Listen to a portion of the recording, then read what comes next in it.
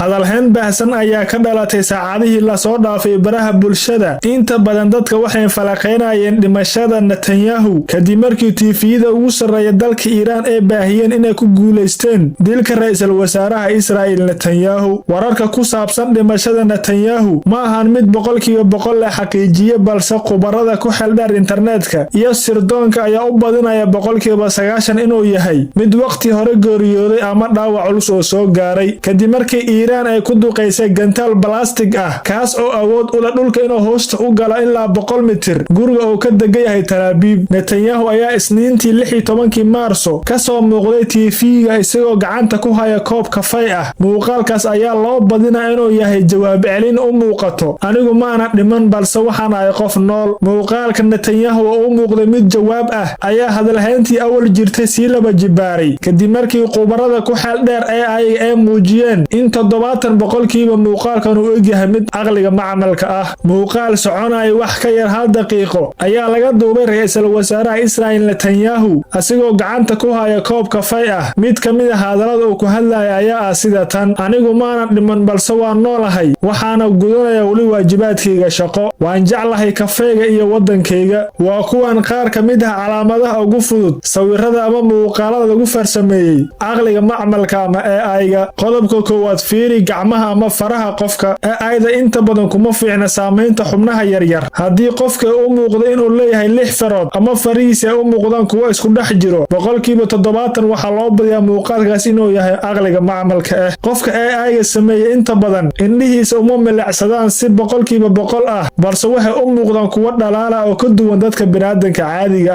ah. AI-da waxay inta badan ka dhigtaa maqaarka qofka bini'aadanka ah mid siman oo aanan lahayn mid laalaabyo ah, dhibca ama daloola maqaarka dabiiciga ah. Waxyaabaha ugu muhiimsan ee AI-ga lagu garto waxaa ka mid ah isku dhaxyaac ka jira dhanka background-ka. Markii aad fiirisid muuqaalka uu soo duubay Netanyahu, background-kiisa waxaa jira waxyaabo badan oo u muuqda inay isku dhex jiraan ama qaladaad badan aad u muujinaya. Dhaqdhaqaaqa afka iyo xubnaha qaar badanaa dhaqdhaqaaqyada ay sameeyaan muuqaalada u muuqda AI iyo qofka bini'aadanka caadiga waxyaabaha lagu kala garto waxaa ka mid ah dhaqdhaqaaqa afka oo u muuqda mid ka duwan sida caadiga ah, islama socdaan hadalka iyo dhaqdhaqaaqa afka. Ilkaha ayaa u muuqda inay ku dhex jiraan oo ay leeyihiin lakabyo iskor saaran. Dadka falaqeeya muuqaalada AI-ga ee ku sugan barta Twitter ee loo yaqaan X inta ugu badan cadeemaha ay soo bandhigayaan waxay u cugsadeen website-yada caalamiga sida AI or Not iyo Happy Moderation, kuwaas oo inta badan ku xeel dheer kala saaridda muuqaalada rasmiga ah iyo muuqaalada lagu sameeyay aqliga macmalka ah. Markii laga soo tago muuqaalkaas inuu yahay mid AI ah, waxaa jira waxyaabo badan oo loo cugsaday in Netanyahu uu geeriyooday iyo in kale. Dadka aaminsan dhimashada Netanyahu waxay ku doodaan in ra'iisul wasaaraha uusan soo muuqan maalmo xiriir ah, taasna ay tahay calaamad muujinayso in ay jirto dhimasho ama dhaawac daran oo soo gaaray Netanyahu. Waxay si dhow u eegeen muuqaalada dhawaan la soo geliyay baraha bulshada ee Israa'iil iyagoo xoogga saaray dhaqdhaqaaqa indhaha, afka iyo gacmihiisa oo u muuqda inay leeyihiin mararka qaar 6 farood. Iftiinka ka muuqda wejigiisa kuma habboona deegaanka uu joogo, taasna waxay ka dhigan tahay in qof kale wejigiisa la dul saaray ama qaladaad badan oo ka jira muuqaalka sida loo duubay. 90% dadka waxay aaminsan yihiin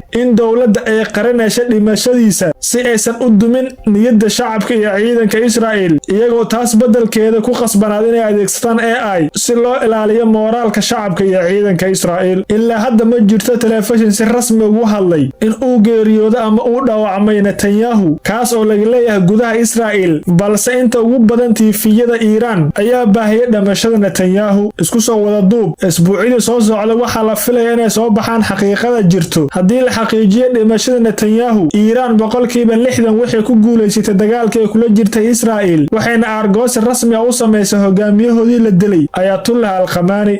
ilaa hadda waa lagu leeyahay niyow haddaas nooshahay dadka oo ku soo doortay la soo hadal, haddaas tahriibtina macnaha waa tahriibidhe qof kale aan raasanaynaa. waana aamusti haddaad buulo masarra ku dhuumanaysana noo sheegaan buulo masarra kugu